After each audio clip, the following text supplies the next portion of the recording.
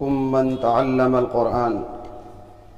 أعوذ بالله من الشيطان الرجيم. بسم الله الرحمن الرحيم. لقد من الله على المؤمنين إذ بعث فيهم رسولا من أنفسهم يتلو عليهم آياته إلى آخره الآية. وقال رسول الله صلى الله تعالى عليه وسلم: خيركم من تعلم القرآن وعلمه، او كما قال علیہ الصلاۃ والسلام. حمد بے حد خالق ہر دو سرا کے واسطے، جس کی ذات پاک ازل سے ہے صدا کے واسطے. پھر ہزاروں رحمتیں ہر آن اور لاکھوں سلام، شاہد و عالم محمد مصطفیٰ کے واسطے. بارش رحمت کہو یا رب صدا ہر دم نزول، آل و اصحاب اور جملہ اصفیاء کے واسطے. کر عطا دونوں جہاں میں تو ہمیں عز و شرف، حضرت اشرف علی راہ نما کے واسطے. کھول باب علم و عرفاں اے میرے رب علی، فاتح خیبر علی یہ مرتضیٰ کے واسطے. دے صحیح کہنے کی جرأت مجھ کو بھی میرے خدا، دے صحیح کہنے کی جرأت مجھ کو بھی میرے خدا. شاہ نسیم احمد ولی و مقتدی کے واسطے. محترم اور معزز سامعین کرام، ہماری آج کی یہ محفل بہت ہی خیر اور سعادت والی محفل ہے، اس لیے کہ اس میں اللہ تبارک و تعالی کے کلام اللہ شریف کی تکمیل حافظ محمد اویس سلمہ ابن دلشاد احمد صاحب مرحوم نے کی ہے. قابل مبارکباد ہیں سبھی لوگ جو ان سے تعلق رکھتے ہیں، محبت رکھتے ہیں، اور ان کی سبھی کی یہ خوش نصیبی ہے کہ اللہ تبارک و تعالی نے اپنے فضل سے، اپنے کرم سے یہ عظیم دن، یہ خوشخبری والا دن، یہ سعادت والا دن ہمیں نصیب کیا ہے. اس پر جتنا اللہ تبارک و تعالیٰ کا شکریہ ادا کیا جائے اتنا کم ہے. اس لیے کوئی معمولی چیز نہیں ہے، یہ اللہ تبارک و تعالیٰ کا کلام ہے، اور اللہ تبارک و تعالیٰ کے کلام کو تمام کلاموں پر وہی فضیلت حاصل ہے جیسے کہ اللہ تبارک و تعالیٰ کو تمام مخلوق پر فضیلت حاصل ہے. قرآن مقدس کی افضلیت اور اس کے محتم بالشان ہونے کا اندازہ آپ اس بات سے بھی لگا سکتے ہیں. ایک کتاب ہے مالا بدہ منہ فارسی، جو فقہ کی مشہور و معروف کتاب ہے. اس میں ایک مسئلہ لکھا ہے جسے ہمارے حضرت غازی اسلام رحمت اللہ علیہ بڑے شد و مت کے ساتھ بیان فرماتے تھے تاکہ قرآن مقدس کی عظمت اور احترام کا پتہ چل جائے. مسئلہ کیا ہے کہ اگر کوئی شخص جہاں بیٹھ کر ایک حافظ صاحب، قاری صاحب، کوئی عالم دین قرآن مقدس کی تعلیم دیتے ہیں، قرآن مقدس کو پڑھاتے ہیں، اس جگہ پر بیٹھ کر وہ تھوڑی دیر کے لیے کسی مقصد سے، کسی کام سے وہاں سے چلے گئے، کلاس سے ہٹ گئے، اور وہاں آ کر ایک ایسا شخص بیٹھ گیا جو قرآن مقدس سے واقف نہیں تھا، قرآن مقدس کو نہیں جانتا تھا، قرآن مقدس سے جاہل تھا، وہ ان حافظ صاحب کے، قاری صاحب کی جگہ پر آ کر بیٹھ گیا، اور آ کر یوں ہی مذاق مذاق میں بچوں سے کہنے لگا: آؤ بھائی بچے سبق سناؤ. حالانکہ وہ قرآن مقدس کو جانتا نہیں ہے، قرآن مقدس کو پڑھا ہوا نہیں ہے، قرآن مقدس کی دولت اس کے سینے میں نہیں ہے. بس یوں ہی وہ ایک مذاق کے طور پر آ کر بیٹھا، اور بیٹھنے کے بعد اس نے پڑھنے والے طلبہ سے کہا: لاؤ بھائی لاؤ بچے سبق سناؤ مجھے آ کر، بچوں آؤ مجھے سبق سناؤ. تو لکھا ہے کہ کافر شود، وہ شخص کافر ہو جائے گا، اس لیے کہ اس نے قرآن مقدس کی توہین کی ہے. وہ خود قرآن کریم کو نہیں جانتا اور قرآن مقدس کے تعلق سے اتنی بڑی بات کہی گویا کہ وہ قرآن مقدس کا استاد اور معلم بن کر بیٹھ گیا، تو اس نے قرآن مقدس کا اور قرآن کریم کے پڑھانے والوں کا استخفاف کیا۔ تو مسئلہ کیا لکھا ہے؟ کافر ہو جائے گا۔ کتنی بڑی بات ہے قرآن مقدس کی عظمت اور فضیلت کی۔ اسی طرح آقا نامدار محمد الرسول اللہ صلی اللہ تعالی علیہ وسلم کا ارشاد گرامی ہے کہ 2 سفارشی ایسے ہیں کہ جن کی سفارش رد نہیں کی جائے گی، بلکہ اللہ تبارک و تعالی ان کی سفارش کو قبول فرما لے گا کل قیامت کے دن۔ وہ سفارشی کون ہے؟ ایک سفارشی تو یہ قرآن مقدس ہے کہ یہ اللہ تبارک و تعالی کی بارگاہ میں کل بروز حشر کھڑا ہو جائے گا اور کہے گا کہ اے اللہ، اس بندے کو یا اس بندی کو یہ قرآن مقدس پڑھتا تھا اور پڑھتی تھی، راتوں کی نیندیں اپنی قربان کرتے تھے یا کرتی تھی، نمازوں کے اندر قرآن مقدس کو پڑھتا تھا اور پڑھتی تھی، چلتے پھرتے پڑھتے تھے، اے اللہ اسے جہنم میں مت بھیج، میں اس کی سفارش کر رہا ہوں۔ رسول اللہ صلی اللہ علیہ وسلم نے فرمایا اس کی سفارش قبول کی جائے گی اور اسے جنت میں داخلہ عطا فرما دیا جائے گا۔ اور دوسرا سفارشی روزہ ہے جو بھی چند ہی مہینوں کے بعد آنے والا ہے، وہ بھی اللہ تبارک و تعالیٰ کی بارگاہ میں ہمارا سفارشی بنے گا۔ اللہ تبارک و تعالیٰ سے دعا کیجئے کہ اللہ تعالیٰ ہمیں سلامتی کے ساتھ اس ماہ مبارک تک پہنچا دے اور اس کی عظمتوں سے، اس کی برکتوں سے ہم سب کو مالا مال فرمائے۔ بڑا عظیم الشان، بڑا مبارک اور مقدس وہ مہینہ ہے۔ کوئی تو وجہ ہے کہ رسول اللہ صلی اللہ علیہ وسلم جب رجب المرجب کا چاند دیکھتے ہیں جو اب آنے ہی والا ہے، چند دنوں کے بعد دکھنے والا ہے، اس چاند کو دیکھنے پر رسول اللہ صلی اللہ علیہ وسلم ایک دعا فرماتے ہیں، اللہم بارک لنا فی رجب و شعبان وبلغنا رمضان، کہ اللہ رجب اور شعبان میں ہماری زندگیوں میں برکت عطا فرما دے اور ہمیں جلد سے جلد رمضان تک پہنچا دے سلامتی کے ساتھ۔ یعنی اس کا ایک انتظار فرما رہے ہیں رمضان المبارک کے مقدس مہینے کا۔ اسی طرح قرآن مقدس کے اندر ایک آیت مبارکہ ہے جسے لوگ اتل کرسی کہتے ہیں، حالانکہ ایک غلط لفظ ہے، اتل کرسی نہیں ہے بلکہ اس کا صحیح جو تلفظ ہے آیت الکرسی ہے، آیت الکرسی کہنا چاہیے۔ بڑی عظیم وہ آیت مبارکہ ہے، جب کوئی انسان اس کو پڑھ لیتا ہے تو اللہ تبارک و تعالی کی حفاظت میں آ جاتا ہے، فرشتے اس کی حفاظت فرماتے ہیں۔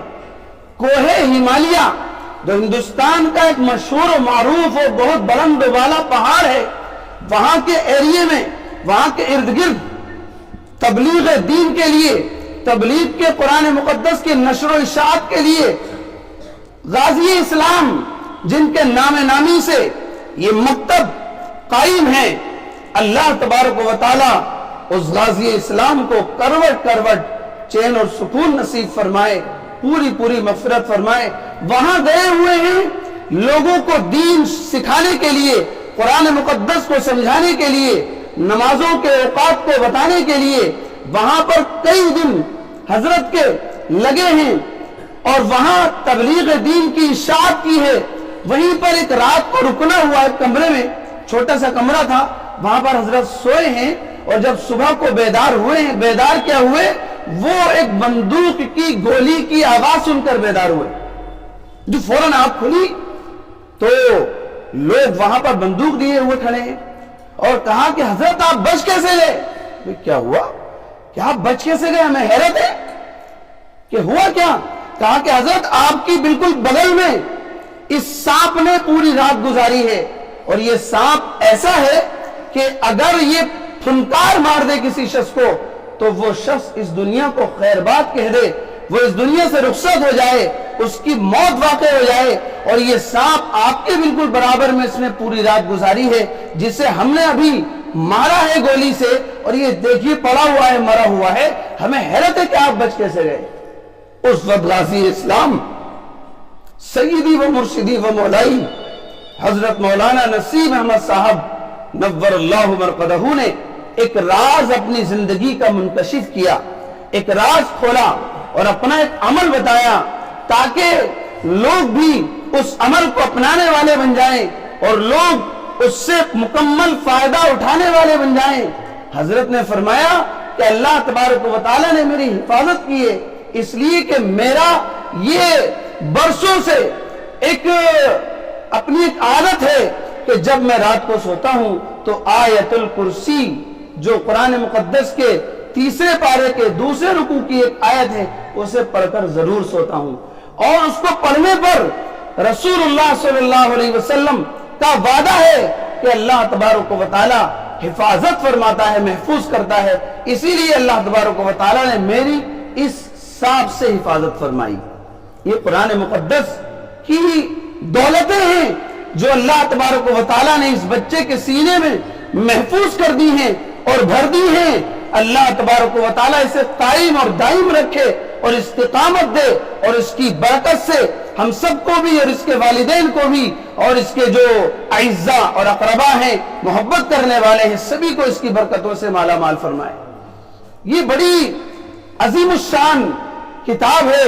رسول اللہ صلی اللہ تعالی علیہ وسلم نے ایک شخص کو اپنا دیدار کرایا خواب کے اندر، اور اس سے فرمایا کہ تمہاری زندگی میں اور تمہاری زندگی کے بعد 7 پشتوں تک بادشاہت چلے گی۔ اسی امت کے ایک شخص کا واقعہ ہے۔ وجہ کیا تھی کہ اس بادشاہ نے اکرام کے طور پر ایک عالم دین کی دعوت کی جس کے سینے میں قرآن مقدس تھا، اور دعوت کرنے کے بعد اس کے احترام میں 7 قدم اس نے اٹھائے، اس لیے کہ جب کسی شخص کے یہاں کوئی مہمان آئے تو اس مہمان کا اکرام بھی انسان کے ذمہ ضروری ہے۔ رسول اللہ صلی اللہ علیہ وسلم نے ارشاد فرمایا، من کان یؤمن باللہ والیوم الآخر فلیکرم ضیفہ، کہ جو شخص اللہ تعالی پر اور آخرت کے دن پر ایمان رکھتا ہے اس کے لیے یہ ضروری ہے کہ وہ اپنے مہمان کا اکرام کرے۔ مہمان کا اکرام حسب حیثیت اس کو اچھی سے اچھی جگہ پر بٹھائے، اس کا احترام کرے، اور حسب حیثیت اس کے ناشتے کا، پانی کا، کھانے وغیرہ کا انتظام کرے۔ یہ اس کے اکرام میں یہ چیزیں شامل ہیں۔ اس موقع پر ایک واقعہ ہمیشہ یاد آ جاتا ہے۔ ایک وقت تھا کہ جب میں کسی ضروری کام سے غازی اسلام رحمت اللہ علیہ سیدی و مرشدی شیخ الحدیث و تفسیر حضرت مولانا نسیم احمد صاحب رحمت اللہ علیہ کی خدمت عالیہ میں پہنچا، اور وہ وقت تقریباً دوپہر کا وقت تھا اور 1:15 تقریباً آ چکے تھے۔ 1:30 بجے مرکز میں سرائے میں ظہر کی نماز ہوتی تھی اس وقت بھی۔ وہ ضروری جو بات تھی، جو کچھ پوچھنا پاشنا تھا، اسے پوچھ کر ہم نے اجازت لینی چاہیے کہ ٹھیک ہے حضرت اجازت دے دیجئے، نماز کا بھی وقت ہو رہا ہے۔ تو حضرت نے کہا کتنے بجے نماز ہے آپ کی؟ کہ حضرت میں تو خیر 2 بجے نماز پڑھاتا ہوں، 2 بجے نماز ہے، لیکن آپ کی تو نماز کا وقت ہو رہا ہے، قریب ہی ہے کہ نہیں، ابھی 15 منٹ ہے۔ یعنی باتوں میں 2-4 منٹ اور نکل گئے۔ کہا کہ نہیں بیٹھی، چائے پانی پی کر جانا، کہ بھائی یہ گھر ہے، کوئی قبرستان تھوڑی ہے۔ اور اس کے بعد غازی اسلام رحمت اللہ علیہ نے اسی حدیث کو سنا کر پھر اس کی تشریح فرمایا کہ یہ جو حدیث ہے، من کان یؤمن باللہ والیوم الآخر فلیکرم ضیفہ، کہ جو اللہ پر اور یوم آخرت پر ایمان رکھتا ہے اس کے لیے لازم ہے کہ وہ اپنے مہمان کا اکرام کرے۔ پھر اپنے استاذ مکرم جنہوں نے فضائل اعمال اور فضائل صدقات لکھی ہے، جسے دنیا شیخ الحدیث کے نام سے جانتی ہے، انہوں نے اتنی اس قدر حدیث مبارکہ کی خدمات کی ہیں کہ دنیا کے اندر وہ شیخ الحدیث کے نام سے ہی مشہور و معروف ہو گئے، اور مدینہ المنورہ کے اندر ان کی تدفین ہوئی ہے، جنت البقیع کے اندر۔ کہا کہ ہمارے استاذ مکرم اس حدیث کی تشریح میں فرمایا کرتے تھے کہ اس حدیث کا ایک مطلب تو یہی ہے جو ہم لوگ جانتے ہیں، اور ایک اور حدیث سنائی کہ اپنے گھروں کو قبرستان مت بناؤ۔ کہا کہ اب ان دونوں حدیثوں کو جوڑ کر ایک اہم مسئلہ کو نکھار کے ارشاد فرمایا کہ اپنے گھر کو قبرستان نہ بناؤ، اس کا ایک مطلب تو یہی ہے جو عام لوگ جانتے ہیں کہ یعنی اپنے گھروں پہ نماز وغیرہ پڑھا کرو۔ قبرستان میں نماز نہیں پڑھی جاتی ہے، اپنے گھروں پہ نماز پڑھا کرو۔ ایک اور مقصد اس کا ہے جو ہمارے استاد بتایا کرتے تھے، حضرت نے فرمایا، ہمارے استاد یعنی شیخ الحدیث حضرت مولانا محمد زکریا صاحب نور اللہ مرقدہ فرمایا کرتے تھے، وہ مطلب یہ ہے کہ اگر تمہارے گھر پر کوئی مہمان آئے تو اس کا اکرام کرو، اس کو کوئی چائے پانی پتہ جو بھی تمہارے گھر پہ میسر ہے اس کی خاطر تواضع کرو۔ تو پھر فرمایا یہ گھر ہے، قبرستان تھوڑی ہے۔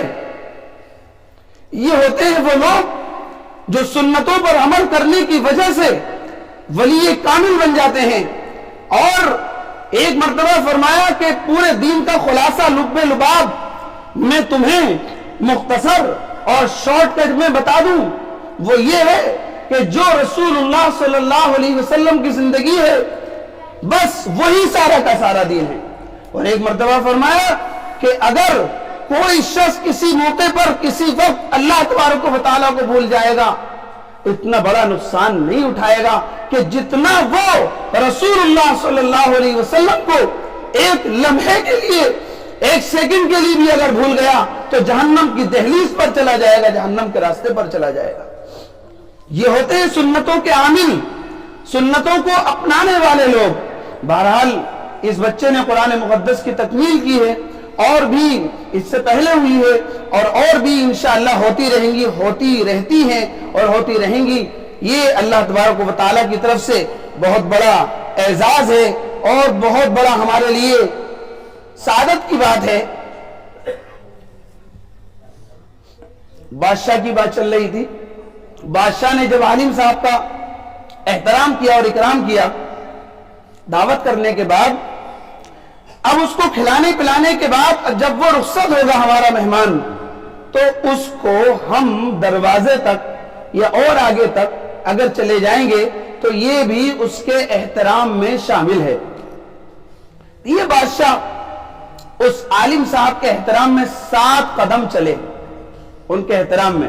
اسی رات کو رسول اللہ صلی اللہ علیہ وسلم کی زیارت مقدسہ نصیب ہوئی، اور آپ نے فرمایا کہ اے بادشاہ، تو نے میرے اس شخص کے جس کے دل میں قرآن کریم ہے، ایک اس امت کے عالم دین کا احترام کیا تھا، اللہ تبارک و تعالیٰ نے 7 قدم چلا تھا، اللہ تعالیٰ 7 پشتوں تک اللہ تبارک و تعالیٰ نے بادشاہت مقدر کر دی ہے۔ چنانچہ 7 پشتوں تک اس کی بادشاہت چلی۔ اگر اور زیادہ قدم اٹھا لیتا اور پشتوں تک بادشاہت چلتی۔ یہ واقعہ بھی غازی اسلام حضرت مولانا نسیم احمد صاحب رحمۃ اللہ علیہ نے ارشاد فرمایا تھا۔ ایک اور آخری بات یہ عرض کرنی ہے کہ جن لوگوں کو اللہ تعالیٰ نے قرآن مقدس کی دولت دے رکھی ہے، وہ قرآن مقدس کی تلاوت کرتے ہیں، اس کا بڑے اعزاز اور اکرام ہے اور اجر و ثواب ہے، لیکن قرآن مقدس کا سننا بھی کوئی معمولی بات نہیں ہے۔ جو لوگ پڑھے ہوئے نہیں ہیں اور موقع بھی اتنا میسر نہیں ہے، یا وہ بھی سیکھ رہے ہیں اور وہ قرآن مقدس کی باقاعدہ تجوید اور ترتیل کے ساتھ تلاوت نہیں کر سکتے، تو ان کو چاہیے کہ وہ قرآن مقدس کی تلاوت کو سنیں۔ ایک مرتبہ کی بات ہے، آقا نامدار محمد